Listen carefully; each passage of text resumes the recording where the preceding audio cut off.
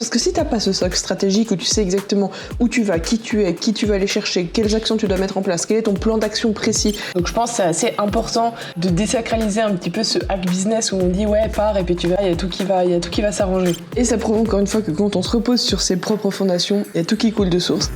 Bon, salut tout le monde, une petite vidéo ultra spontanée aujourd'hui parce que je suis à Chiang Mai depuis maintenant une semaine et en fait je fais que voir des dingueries en termes de marque. Donc je me suis dit que ce serait vraiment trop cool qu'on se pose, qu'on regarde un petit peu les quelques pépites que j'avais regardées.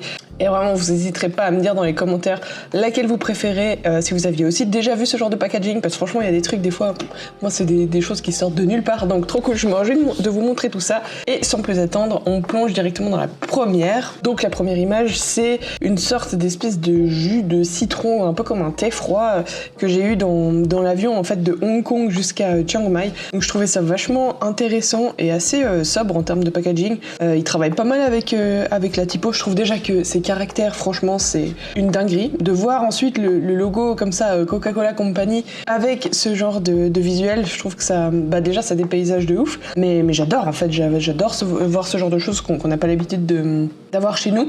Et c'est vrai que derrière, c'est ultra minimaliste. Je sais pas trop, en fait, pourquoi c'est autant mis en avant le Coca-Cola Company, alors qu'en fait, le packaging, ça a rien à voir. Souvent, on le voit en signature, mais là, ça a l'air d'être une sorte de sous-produit un peu plus... Je sais pas, mais je trouvais ça vraiment stylé. Ensuite, bon, ça c'est le genre de truc que moi j'adore. La plupart des gens ils voient pas trop d'intérêt à ce genre de choses. Si vous suivez cette chaîne, j'imagine que vous devez aussi peut-être un peu kiffer.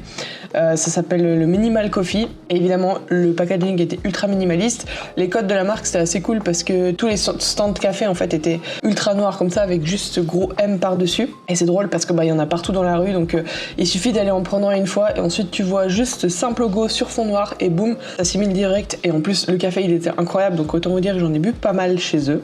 Là, c'était pour vous montrer aussi un petit peu la profusion d'informations qu'on a dans la rue. Donc, ce que je vous ai montré avant, c'était des choses un petit peu isolées. Mais si on regarde vraiment le langage visuel dans la rue, c'est assez dingue. On a autant des choses très taille où en fait, limite, c'est impossible de comprendre pour nous. Pareil pour ce genre de trucs. Je sais pas si c'est de l'IMO ou quoi, mais en tout cas, c'est impossible de comprendre. Et après, il y a les trucs beaucoup plus européanisés. Voilà, on voit direct le logo Starbucks, cette histoire de Ribs & Co.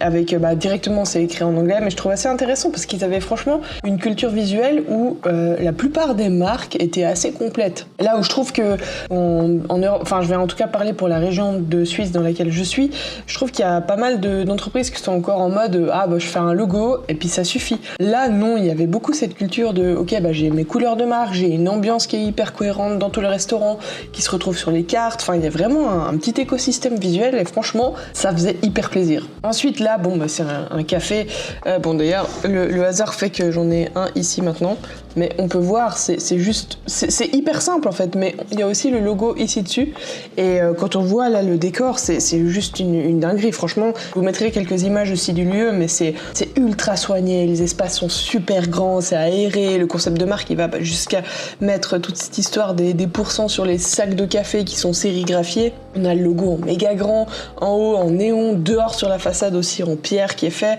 Franchement c'est assez impressionnant à voir, et puis c'est la plupart des cafés sont dans une DA comme ça qui va vraiment au bout des choses, et ça c'est une dinguerie pour les yeux. Après je vous ai pris celui-là aussi parce que on voit pas mal de petites mascottes. Hier encore on était dans un Smash Burger et c'est vrai qu'il y a ces petites mascottes, c'est très vivant, je trouve qu'ils s'amusent énormément en fait dans leur marque, et puis ça fait trop plaisir à voir dans toute la ville. Ah oui bon, ça je l'ai mis parce que franchement je suis allée dans une salle de musculation ici et j'ai pas trop compris, donc c'est un espèce de truc pour faire des abdos où tu te penches en avant puis en fait tu dois envoyer un ballon en même temps, mais je trouvais que d'un point de vue, ça a l'air hyper old school, mais d'un point de vue visuel, c'était sympa aussi de retrouver cette histoire comme ça, avec un langage graphique hyper, il y a une espèce de grille, mais on sait pas trop, des ronds comme ça, tac, très, années un peu 80 comme ça, je trouvais ça assez fun. Là c'était pour vous montrer qu'il n'y avait pas que des dingueries, pour finir aussi sur un truc un petit peu plus chill comme ça, mais c'est vrai que là il y avait pas mal aussi de jeux de mots comme ça qu'on adore, vraiment qu'on adore, avec des typographies qui partent dans tous les sens. Franchement grosse dinguerie, celui-là je pense que c'est le meilleur. J'ai mis juste un qui soit un petit peu catastrophique pour vous montrer quand même, mais voilà, il y a aussi des choses après quand on va dans des quartiers un peu moins entre guillemets touristiques évidemment, où il y a des univers beaucoup moins soignés, mais globalement je trouve que c'était quand même assez intéressant de voir que finalement, il existe beaucoup de marques en fait qui sont, mais comme typiquement, bon c'est pas de la même façon de l'artisanat, mais quand on prend le 7-Eleven qui est hyper implémenté en Thaïlande, dans beaucoup d'autres pays aussi, mais en Thaïlande aussi, on voit ces codes visuels, on en voit partout. Donc voilà un petit peu pour l'aspect rétrospectif des marques un peu cool. Je voulais pas vous faire un truc qui dure 40 ans pour vous montrer tout ce que j'ai vu parce que franchement c'est un truc de fou. Profite aussi de cette vidéo pour faire un petit point aussi sur l'aspect clarté, on va dire, vu qu'on parle beaucoup de positionnement sur cette chaîne. Il y a un peu un mythe qui dit tu pars, tu vas avoir directement de la clarté, enfin cette prise de recul au sens propre du terme. Alors je suis pas du tout contre, qu'on soit bien d'accord. Moi je suis pas partie dans l'optique de réfléchir, bien au contraire. Et d'ailleurs je trouve que quand on part et puis qu'on a un peu du flou dans la tête, que ce soit à l'autre bout du monde ou quoi, ce flou il va rester, il va mettre du temps un peu pour se dissiper. Le cerveau il va pas se calmer parce qu'on est ailleurs. Donc je pense que c'est assez important de désacraliser un petit peu ce hack business où on dit pars et puis tu verras, il y a tout qui va s'arranger. Par contre il y a un autre aspect qui est vachement important, c'est que évidemment oui c'est une sorte de sortie de zone de confort, donc il y a un changement de rythme, donc il y a le corps un peu et l'esprit qui sont un peu chamboulés. Et ça c'est cool parce que je sais pas, typiquement tu vas marcher plus, tu vas manger peut-être plus lentement, plus en conscience, tout cet aspect où t'as peut-être moins de temps d'écran parce que tu vas être beaucoup plus émerveillé, t'imprégner un petit peu de ce que tu vis, de ce qu'il y a autour de toi, et là je pense qu'il y a vraiment une énergie à aller chercher. Et je trouve que ça c'est un point hyper important à relever, c'est qu'en fait la clarté elle va venir dans ces moments de vide et pas dans ces moments de concentration hyper intenses qu'on a quand on est dans le quotidien et qu'on est dans le travail de fou. Donc je sais c'est pas facile de se donner de l'espace etc, mais je pense vraiment que quand vous êtes en quête en fait de clarté, que ce soit pour vous ou pour surtout votre entreprise, prenez vraiment ce temps en fait de faire le vide, de vous poser, de poser les éléments aussi qui sont importants pour vous. Je pense que ça vous permet aussi de faire plus facilement le tri de ce qui est important et ce qui est juste là entre guillemets pour faire joli ou qui s'est un petit peu accumulé au fur et à mesure des années parce qu'il fallait faire comme ça, parce qu'un jour on vous a demandé ci ou ça. Et ce truc de prendre du recul et de réussir à faire le tri, je pense que c'est vraiment essentiel dans la croissance d'une boîte. Et quand on voyage aussi, ce qu'il y a de vraiment chouette, c'est qu'en fait on a plus de moments off. Ces moments un petit peu où j'ai l'impression qu'on va baisser la garde ou disons un petit peu relâcher simplement. Et perso, c'est à chaque fois qu'il y a une discussion informelle, une visite d'un truc complètement inattendu ou je sais pas, un café où tu discutes avec un inconnu, que là il va y avoir un petit eureka comme ça, à force en fait d'avoir pensé tout le temps à ces choses qui sont importantes sur le moment pour votre boîte, et d'un coup il y a tout qui va se démêler en mode ok mais en fait je fais cette activité là 80% de mon temps alors qu'en fait ça me rapporte genre 10% de mon cash flow,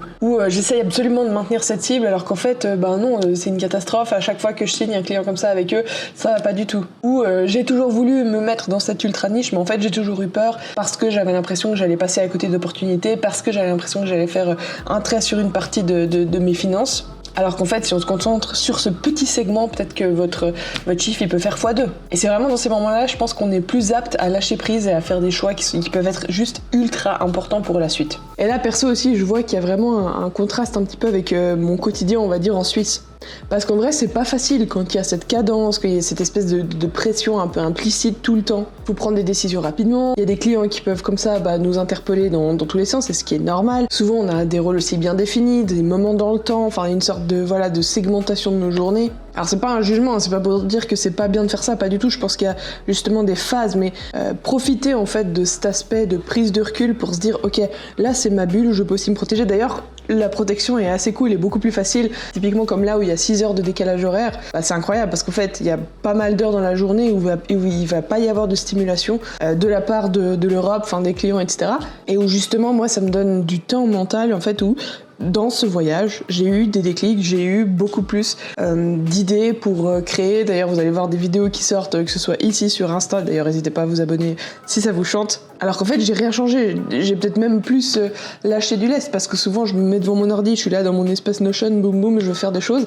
Alors qu'en fait, non, ça vient pas. Les idées, elles viennent pas parce qu'aussi, je leur laisse pas forcément d'espace pour naître. Alors que là, n'importe quoi, vous verrez, il va y avoir des shorts qui vont parler de tuk-tuk, de smoothie fait au marché de nuit à Chiang Mai.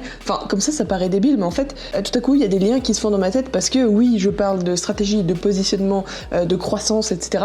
Mais en même temps, j'ai aussi une vie à côté, donc j'ai aussi mon humour d'une certaine façon, des choses que j'aime, des sujets qui vont me toucher beaucoup plus que d'autres. Et donc, en fait, de pouvoir liés tous les deux. Moi, quand je suis dans ma box et puis que je suis là devant mon espace en Notion en essayant de taper des scripts, bah c'est compliqué en fait de lâcher prise. Alors que quand je suis dans cet environnement et que dans tous les cas, je veux dire, je fais au quotidien de la stratégie, je fais au quotidien du branding, bah il y a des parallèles qui vont se faire en fait qui étaient complètement inattendus. Donc franchement, c'était trop stylé parce qu'il y a plein d'idées qui sont nées, vous allez voir plein de choses qui vont arriver qui moi aussi me font plaisir et donc qui vont faire du sens, j'imagine, en tout cas qui vont résonner. Donc j'espère sincèrement que vous allez trouver autant de plaisir à consommer ces prochaines vidéos, ces prochains shorts que moi j'ai eu de plaisir en fait à vous les créer. Bref, pour revenir à l'aspect travail, je pense qu'il y a ce truc un peu cliché, mais je vois aussi que mon rapport au travail, quand il est trop encadré, et j'espère sincèrement, et je vais essayer de l'appliquer en fait quand je vais rentrer, bah c'est qu'en fait de donner cet aspect de beaucoup plus, on va dire organique du temps, de travailler moins, mais de penser mieux, d'avoir de l'espace, d'avoir de la créativité, de travailler un peu différemment, d'avoir un rythme qui change aussi au gré de l'énergie, au gré de la nuit que t'as passée, au gré des rendez-vous que t'as dans la journée, bah c'est ultra important. Et au final, c'est un peu ce que je fais au niveau business. Hein. Moi, notre offre principale s'appelle Clarity, c'est vraiment d'apporter de la clarté à des dirigeants et d'aider à prioriser les actions finalement, parce qu'on se dit ouais, bah, moi il me faut un logo, il me faut un site web, il faut que je fasse des pubs, il faut que je sois présente ou que je fasse hyper gaffe à mon SEO, etc. Bah, nous, en fait, le but c'est vraiment de se dire ouais, mais attends, c'est quoi le premier truc que tu dois faire? Est-ce que t'as vraiment la clarté à la base? Parce que si t'as pas ce socle stratégique où tu sais exactement où tu vas, qui tu es, qui tu vas aller chercher, quelles actions tu dois mettre en place, quel est ton plan d'action précis pour les 3, 6, 9 prochains mois qui arrivent, mais en fait tu vas faire des actions d'un côté, de l'autre, tac, tu vas te disperser, tu vas être fatigué et ça va pas du tout avoir d'effet cumulé au fur et à mesure. Donc c'est voir aussi ce qui pèse inutilement, pouvoir l'enlever ou du moins le mettre plus tard dans le temps et puis savoir en fait quoi faire là tout de suite. Less is more, hein, les gars, vous oubliez pas que c'est la phrase qui me drive au quotidien. Donc en fait ce qui est drôle, c'est que j'ai eu l'impression d'appliquer ce processus, ce protocole Clarity que nous on fait avec nos clients, mais à moi-même, dans ma vie à moi. Et pas juste dans ma vie pro, aussi dans ma vie privée, pour prioriser les moments, pour donner plus de temps aussi à la spontanéité à côté, pour avoir plus de moments sociaux, etc. Donc franchement, banger ce voyage, ça m'a appris plein de trucs et vous voyez c'est trop drôle parce que je suis pas du tout partie dans l'optique de vous raconter en fait ce genre de choses en prenant ma caméra, mais par logique c'est de revoir ces images, etc., de repenser à tout ça qui m'a fait me rendre compte et réaliser tout ça. Et ça prouve encore une fois que quand on se repose sur ses propres fondations, bah voilà, il y a tout qui coule de source et c'est beaucoup plus facile au quotidien. Bref, donc j'espère que cette petite vidéo vous aura plu. N'hésitez pas à me faire un retour en commentaire, hein, c'est vraiment hyper important pour moi à ce stade de la chaîne. Je suis encore dans une phase là très expérimentale les quelques mois qui arrivent pour voir un petit peu ce qui vous plaît, ce qui vous plaît pas et qu'est-ce qui a le plus pas de portée organique, mais de portée simplement en termes d'impact en fait que ça peut avoir sur vous. Donc je vous attends en commentaire. Merci à tous ceux qui s'abonnent, ça fait hyper plaisir. Je vous dis à très bientôt pour une prochaine vidéo. Allez, salut!